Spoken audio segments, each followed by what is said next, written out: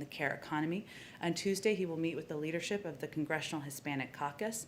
Later in the week, the president will deliver remarks on the COVID-19 response, providing an update on that front and the state of vaccinations. And of course, at the end of the week, the president will participate in the virtual Leaders Summit on Climate. I wanted to just outline a little bit on that, which I know is of great interest to many of you.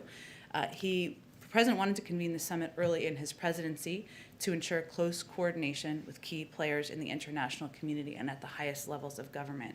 Obviously, the United States is one of the world's largest emitters, but so are a number of countries who will be represented by leaders next week. It's aimed at setting the world up for success on multiple fronts as we work to address the climate crisis, including emissions reductions, finance, innovation and job creation, resilience and adaptation. The summit will convene the world's major economies and other key voices. As we've noted, 40 leaders have been invited to galvanize efforts to keep the vital goal of limiting global warming, and we know that objective is within reach. During the summit, leaders will also discuss mobilizing public and private sector financing to drive the net zero transition and to help vulnerable countries cope with climate impacts, the economic benefits of climate action with a strong emphasis on job creation, and the importance of ensuring all communities and workers benefit from the transition to a new clean energy economy will be central to the discussions, will be part of what the president will be focused on. The full summit will be live streamed for public viewing. More information related to the agenda, speakers, and media opportunities will be announced in the days ahead. And as many of you have been asking about, I'm certain we will have more news from our end on what we intend to do from the Biden and Harris administration to address climate moving ahead. Go ahead. Thank you.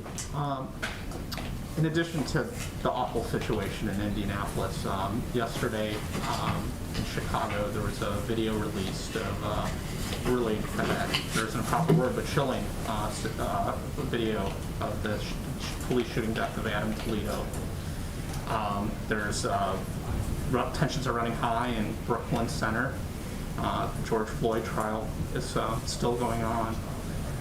I was wondering, does the president regret, prioritizing infrastructure at this point when this racial equality and the adjacent issue of gun reform sort of fit in those four buckets that you guys talked about right from the beginning? Is there any regrets on the prioritization? Well, first I would say the president believes that we leaders can do more than one thing at one time. And yes, we've proposed an American Jobs Plan, something that will put millions of people back to work, that will make historic investments in our economy, put us on a path to sustainability and competing with China over the long term. At the same time, as I just reiterated at the beginning, the president has used the power of his office to put in place, take executive actions, pull his own levers to ensure that we are doing more to address gun violence. At the same time, he's also working with Congress to move forward on the George Floyd Act. He also believes that can put in place long overdue reforms that are necessary. But it also will require Congress moving forward. And sometimes that is a process. It can be unsatisfying. It can take longer than we all think it should. But in order to get enough members together to support police reforms, we feel that the George Floyd Act is the right step forward. So I would dispute the notion. I would say that in this building, the legislative team, senior members of the White House staff, we are working on multiple fronts at the same time, even as we have introduced a major piece of legislation. Point taken. And on the George Floyd Act, can you offer any details on how exactly, who's making the calls, what's being done from the White House end, from the president and vice president on down to lobby Congress and make it happen?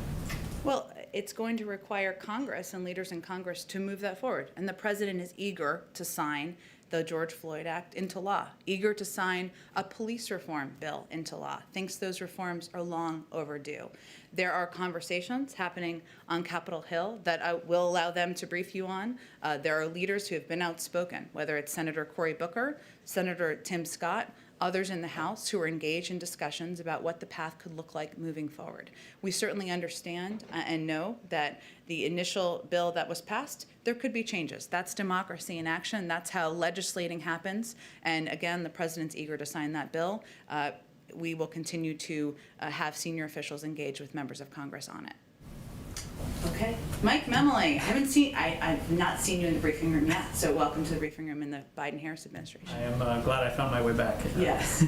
To follow up on the issue of guns, by some measures, this is at least the third mass shooting of this president's young administration. He's described this as an epidemic, gun violence in this country. And we've seen, in terms of the response to COVID-19, what an all-of-government response from this administration looks like to a pandemic. Why not the same level of response to this ongoing issue of gun violence, the appointing of a senior czar, for instance, beyond just the efforts that are being made on legislation? Well, first let me say, or reiterate, as you said, and the president has said, he believes gun violence is an epidemic. It's a public health crisis. It's destroying communities across the country. He's also been working on this issue for decades. And if he were standing here, and I know there's a press conference later today, and you all may ask him about this, he would tell you that we can't give up just because it's hard, just because the politics are perplexing, which they are, given more than 80% of the public supports universal background checks, and yet the Senate has not moved forward, and because bills aren't sailing forward, and we need to keep at it. And so I would say the way he approaches this is one where he has used the levers of his presidency, put in place, already announced last week, executive action steps that the Department of Justice is going to take. We will continue to review additional options. Those are steps he can take. In order to put permanent changes in place, in order to put permanent gun safety measures in place, that is going to require Congress acting. States can also take action. We've seen red flags laws put in place in 19 states across the country. More states than that have universal background checks. He also believes that working with advocates, many of whom he invited here last week to have those discussions, encourage them, lift up their efforts, is part of how we can move things forward. I will tell you that this is a priority to him. It's a priority to the vice president. It's a priority to Susan Rice, who's leading the Domestic Policy Council, to Bruce Reed, who's a deputy chief of staff, to Ron Klain, who's the chief of staff and is from Indianapolis. And this is a constant discussion and issue around this White House. So it's not going to require a czar. It is ultimately a priority to the president of the United States, which is the most important factor. On legislation, just a few weeks ago, I asked the president if he was going to be making phone calls to Republicans, in particular in the Senate, to try to advance the background check legislation there. He said he would be willing to. I know the jobs bill has been the priority. Is there more you can say about the kind of outreach he's been doing on background checks specifically?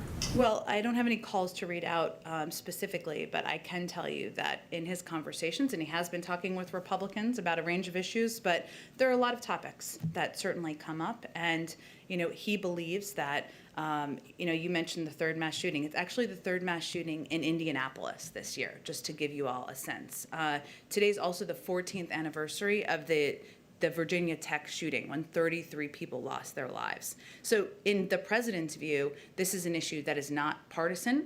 It should not be political, despite the efforts of the NRA over time. This is an issue that Democrats, Republicans, independents across the country believe universal background checks should happen, and that certainly is the message that he will continue to send publicly and privately in conversations. On Russia, I wanted to follow up on the announcement yesterday of at least the intention to hold a summit with President Putin.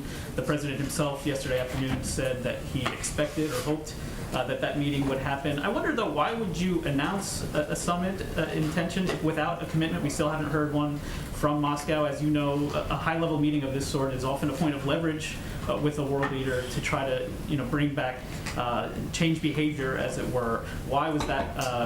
Why are there no conditions on this meeting if there has been one? Well, it was raised in the call, and so it was in the readout of the call that the president had made this offer to have a discussion and a meeting with President Putin. And that call also included a discussion and the president being clear that there would be consequences for the actions, whether it was the hacking, SolarWinds, or other problematic behavior by Russian leadership.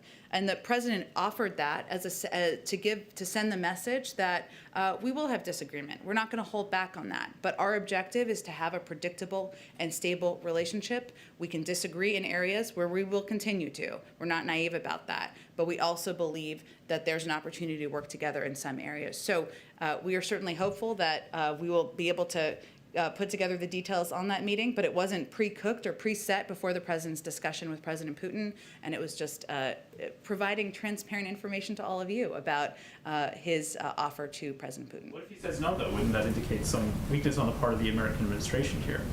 Well, I think the president's view is that Russia is on the outside of the global community in many respects at this point in time. It's the G7, not the G8. They have, obviously, we've put sanctions in place in order to send a clear message that there should be consequences for the actions. The Europeans have also done that. What the president is offering is a bridge back. And so certainly he believes it's in their interest to take him up on that offer. Go ahead.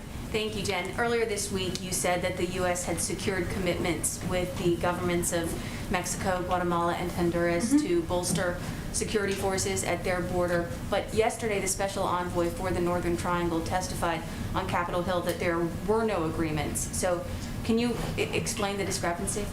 I'd have to look back at his testimony, Kristen. I have it right here. He said he was asked by Congressman Castro.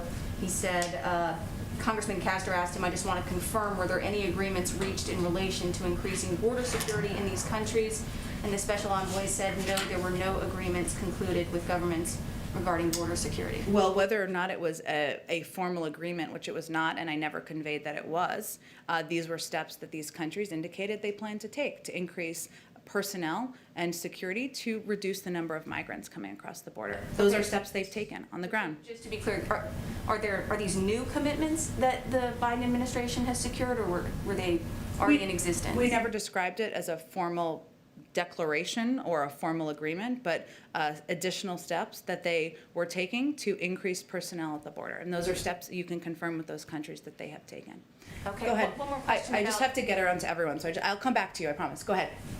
If I can go back to gun safety legislation on the Hill, you know, Yep. we're hearing you talk over and over again about the president's support of the House bills, but right now it just doesn't seem like you guys have those votes in the Senate. But we've heard from some Republican senators a willingness to work on a more limited package around background checks. So why not pitch something a little bit more limited, try to get something across the finish line? Is the president willing to engage on a more targeted background check bill? I would say that I would punt that question back to the Republicans who are not supportive of universal background checks or an extension of that, which 80% of the public supports. So our question to them would be, why don't you support what the vast majority of your own constituents support? And this is an expansion of background checks, which prevents guns getting into the hands of people who should not have them. So that's where I would punt you. And you're saying that the executive actions the president took on gun safety were initial steps. You've said you used that phrase over and over. Yep. So what's next? Give us some preview of what other executive actions you guys are considering, because otherwise it's just passing the buck to Capitol Hill. I think it's hardly that. And again, I would say the president has been working on these issues throughout his career for decades.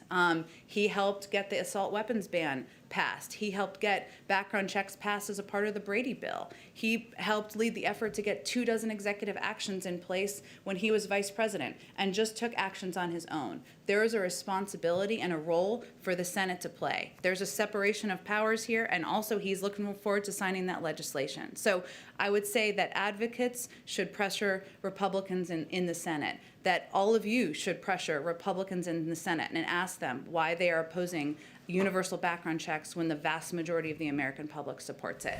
Go ahead, Jennifer. Oh, thanks. On the cyber attacks and the sanctions on Russia yesterday, a spokesman for the Kremlin says that the U.S. has been informed about what their response is. Can you share what Russia's response is, please? I will let them share what their response is on their own. I am blissfully not a spokesperson for the Kremlin, but they have indicated they were going to have a response. I don't have more. I can react to it once we know what the details are. Has the White House been informed about what their response is going to be? Not as of earlier this morning, but I can check with our national security team if there are more details. Okay. On infrastructure, is there anything that you can update us on about the negotiations, any serious negotiations happening with the GOP on pay-fors, anything you can share on infrastructure?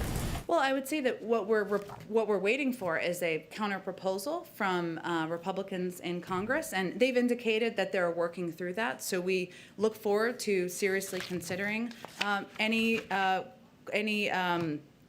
proposal, that any good faith engagement, I should say, that comes our way. But we're waiting. We're on the receiving end for that, so we're looking forward to it. On pay-fors, I would say there are basically two options to pay for this job-creating plan. The president believes it should be done by having corporations pay their fair share. That's what he's proposed, an increase in the corporate tax rate, global minimum tax.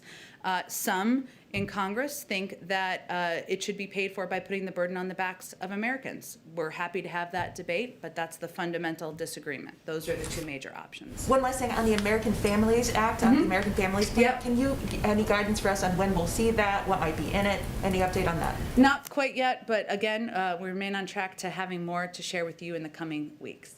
Go ahead. Thank you very much. About summits, Ukraine's president just this morning called for a summit with France, Germany, and the US. Is the president going to sign up to that? I had not heard that from our national security team. I'll see if we have any plans or have made any decisions about participating. It's very new. Okay. And on Japan, with just less than 100 days to go to the Olympics, and even the torch relay seems to be in all sorts of trouble. What is the president's feeling now about the advisability, safety, etc. of the US team going there? And will he be going there if the Olympics goes ahead? I don't have any plans to announce as it relates to travel or any international travel today. I can say that we understand the careful considerations that the Japanese government and the International Olympic Committee are weighing as they prepare for the Tokyo Olympics this summer. The government of Japan has stressed that public health remains the central priority as they plan to host the Games. Tokyo has assured us they will keep in close contact with Washington as their plans develop. But I don't have any more beyond that. I'm sure it will be discussed today, and you all may ask them during the press conference later this afternoon. Okay, can I just one more Japan question, please, since it's Japan? Go ahead. The president obviously has the environment high on his list of priorities.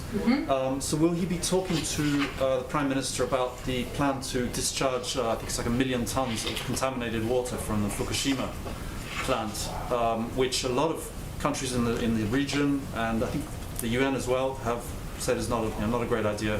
What's his position? I expect that will be discussed. I will also convey that the Prime Minister has announced that he will join the United States in announcing a new 2030 target by the April 22nd Leaders Summit on Climate. And Japan is committed to this target and being a part of the effort to reach net zero targets by 2050. But I expect there'll be more of a readout following the meeting today. Go ahead. Thanks, Jen. I was wondering if the president had actually watched the Adam Toledo video and then also what his reaction was to it. I have not spoken with him this morning. I expect I'll see him later this morning. I will say for those of us who did watch that video, it is certainly chilling and a reminder that across the country there are far too many communities where there is violence that is impacting that too often in this country, law enforcement uses unnecessary force, too often resulting in the death of Black and brown Americans. The president, again, has repeatedly said that he believes we need police reform. That's what he says he's calling for Congress to send to his desk. There's an independent investigation, as you well know, and certainly we'll see that play itself through. And then also, have the Bidens been in touch with Prince Harry or any members of the royal family ahead of Saturday's funeral? And do they plan to send flowers or a wreath or any sort of gestures of goodwill? I'm not aware of any points of contact. I'm happy to check with our team and see if there's anything that will be sent ahead of time. Trevor, I'm sorry, I missed you. Go ahead. No, there's kind of a historic moment that's playing out in Cuba in terms of Castro stepping down from the Communist Party and a changing of the guard in terms of the Castro family moving on into leadership. Do you have any reaction to that, and why haven't we seen anything from the president as far as sanctions are concerned? Well, broadly speaking, our policy as it relates to Cuba is going to be governed by two principles. Support for democracy and human rights will be at the core of our efforts through empowering the Cuban people to determine their own future. And second, our belief that Americans, especially Cuban Americans, are the best ambassadors for freedom and prosperity. A Cuba policy shift or additional steps is currently not among the president's top foreign policy priorities, but it is an issue. Of course, we will remain engaged in and focused on, and I can see if there's more of a reaction to the change in leadership, absolutely. And then just on the Japan visit today, any update on any assistance that can be given to Japan? They're very early in terms of their vaccination effort. Is that something that's going to be discussed? Do you have anything to offer them on that? And then is there an update on North Korea as well? There's some indication that they have additional reprocessing capabilities that will allow them to produce more fissile material for nuclear weapons. Sure. Well, first, we do expect that President Biden and the Prime Minister will discuss COVID and efforts to address and get the pandemic under control. They've also discussed as a part of the Quad, of course, there's been a discussion about increasing cooperation and support through COVAX, but we expect they will discuss that, and that will be a part of the readout following the meeting. As it relates to North Korea, as you know, there has been an ongoing review, which we're nearing the end of that review. Japan has been consulted all along, but the two leaders meeting in person is obviously an opportunity to discuss that in person, which will certainly be a part of the discussion. We understand, what I would underscore Japan's interest in this issue, not only the nuclear program, but obviously stability in the region. So they will discuss that, and we expect it will be part of the readout as well. Go ahead in the back. Thanks, Jim. Today's meeting with the Japanese Prime Minister is, of course, the President's first face-to-face meeting with a foreign leader. Given that we are still in the middle of a pandemic, can you talk about why you decided that it's now safe to hold these kinds of meetings, and what kind of safety protocols will be in place? Well, I can assure you that we make these decisions very carefully and thoughtfully, and that we ensure that there is adequate testing, social distancing, processes that are put in place to ensure that all participants are kept safe and that we're taking into account the pandemic.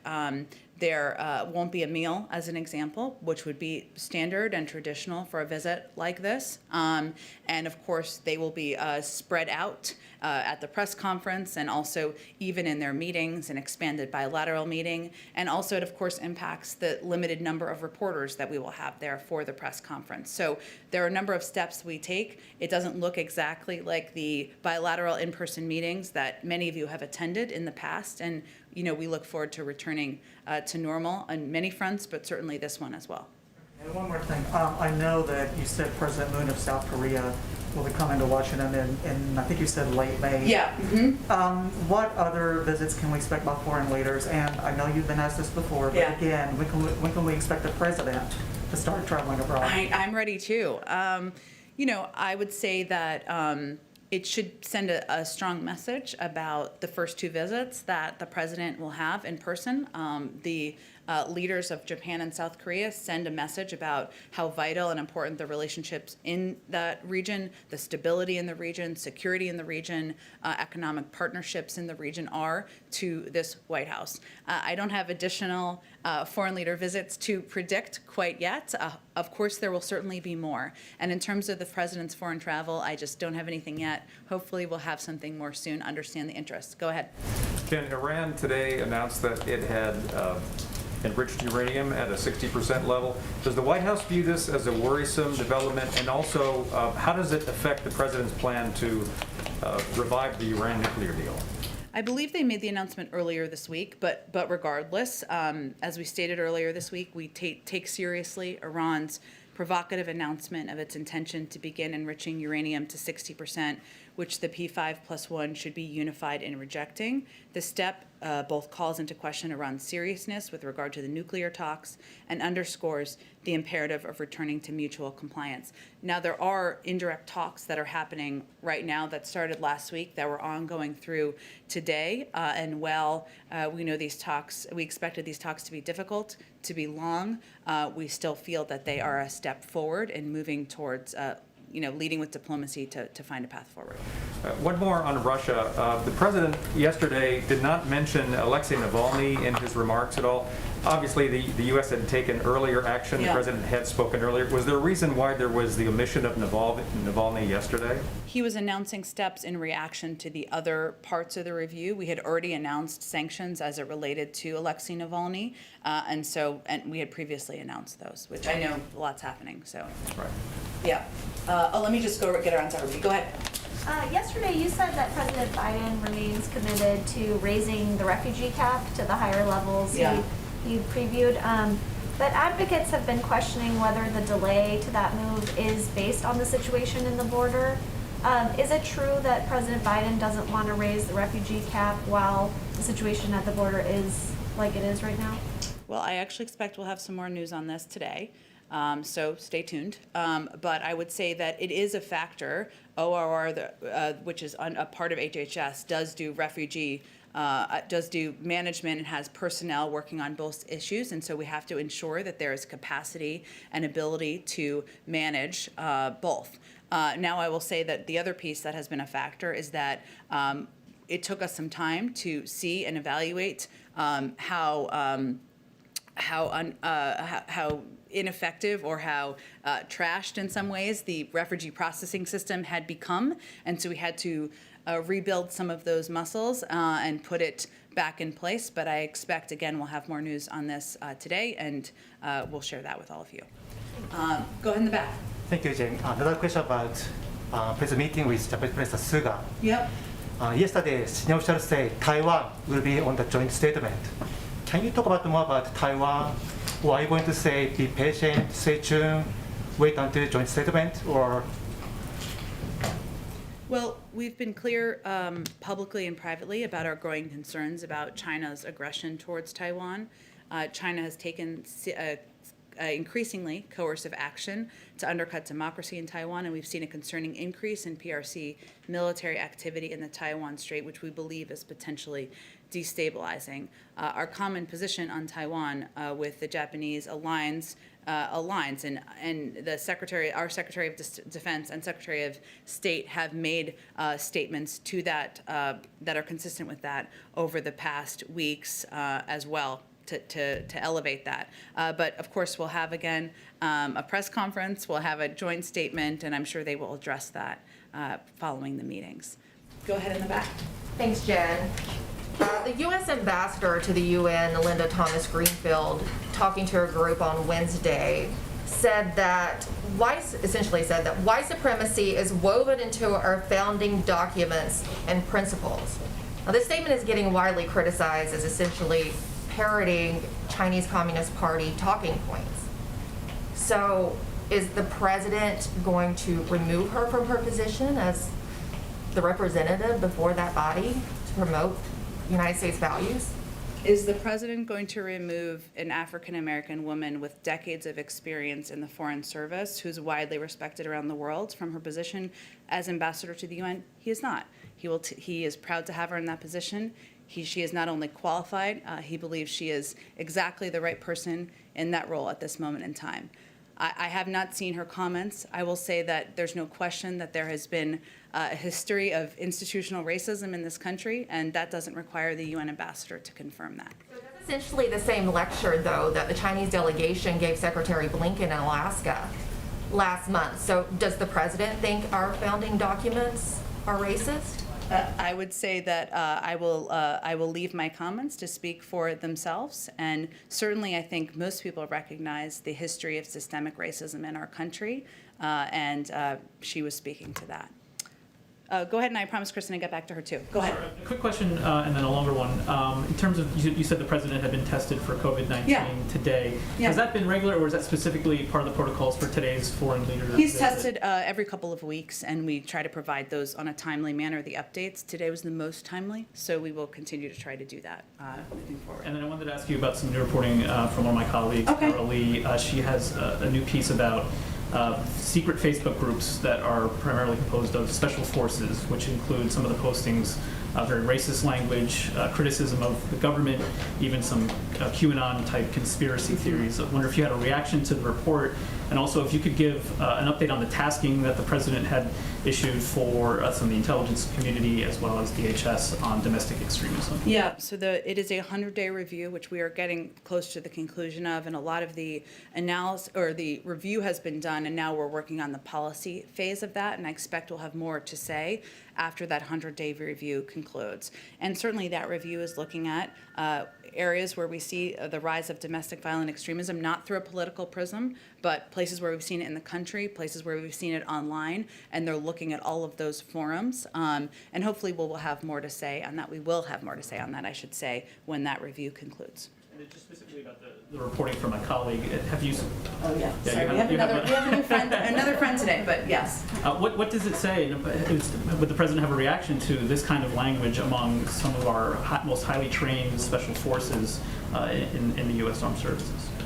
I would certainly point you to the Department of Defense, but I would say that there's no place for racism, for the projection of that in government or out of government, on forums or publicly speaking, and certainly that is of concern, seeing that to all of us and to the president. Kristen, did you have another question before we go back? Oh, I'm sorry, and we didn't get to you, and I didn't mean to, but we can quickly go, and then we'll go to Aaliyah. Go ahead. Just really quick, I know Yeah. we've talked about Yeah. perhaps the possibility of splitting up the infrastructure bill, but just yesterday, one of the president's allies on Capitol Hill, Senator Chris Coons, really Yeah. floated the idea of splitting it between, just a traditional roads and bridges infrastructure package, and then another one with everything else in the American Jobs Plan. Is that something that the White House is seriously considering? I would say that the president's going to have a bipartisan meeting next week and a number of meetings next week where the jobs plan is going to be central to that. There are a lot of proposals floating around there. One of them is from Senator Coons, who of course is a close ally of the president, but there are a lot of different proposals out there. So he is very open to hearing different ideas, hearing different ways to get these big ideas he's put forward, this historic investment to modernize our infrastructure, create millions of jobs forward. The mechanisms for that, the construction of it, the pieces that it could flow through, he's very open to what that looks like. Go ahead, and then we'll go to our friend. Go ahead. Yeah, thanks, Jen. Just had a quick question for another reporter, but did the assessment of the Russian bounties include whether or not President Trump and his senior advisors had been briefed on those? I'm sorry, I can never, sometimes it's hard to hear with the masks. Did the assessment of the Russian bounties include whether President Trump and his senior administration officials had been briefed on the threat? The assessment was done by the intelligence community to look at available intelligence. So it wasn't looked at briefings or who has been briefed. It was looked at available intelligence. A lot of that came from detainees. Some of that, and hence we announced it was low to moderate confidence, but it's really not done through the prism of politics or the prism of current and past, political appointees, but done through the intelligence available and what can be assessed on that basis. Okay. Hello. So as we have announced last Friday, we're going to try to bring more people into the briefing room to ask questions and bring the White House perspective out to more parts of the country. So Aaliyah's from Indian Country Today. Aaliyah Chavez, thanks for joining us. And what can I help you with? Thanks for having me. I'd like to follow up on the fact sheet that was released this morning from the White House regarding its investments in combating COVID-19 in Indian Country. The plan for $2 billion for third-party billing in the Indian health system shows the significance of Medicaid and other insurance programs. We know that some states are stingy with Medicaid regulations. Does this plan demonstrate the need for tribes to be treated like states so that they can develop their own eligibility rules and priorities? Well, let me just give you all a sense, because everybody may not be aware of the announcement that we made this morning. So we, let's see here.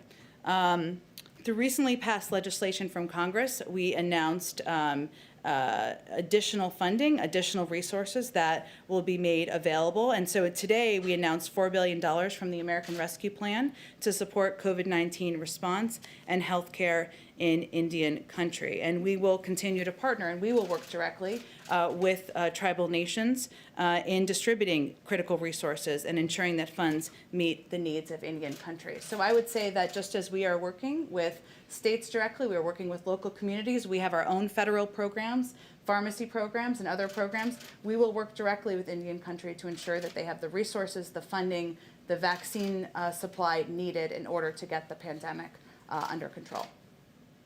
Thank you so much. Another Go ahead. Yes, go ahead. Another question about a key campaign promise of President Biden to tribal leaders, which was to immediately reinstate the White House Tribal Nations Conference.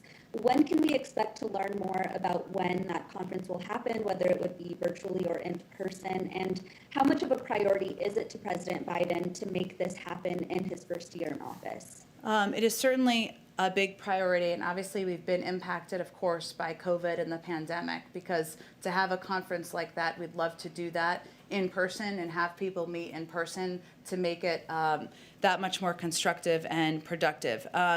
It is, so we hope to aim for late 2021, and we will keep working toward that. I will say that, as you know, Secretary Haaland traveled last week to Utah, and our second gentleman has also traveled twice to Indian country, and we just announced that Secretary Haaland and Domestic Policy Advisor Susan Rice will convene the first White House Council on Native American Affairs meeting at the White House as well. And this is an interagency principals level committee, so that shows you how important this issue is. But we look forward to having that conference, that meeting, hopefully soon.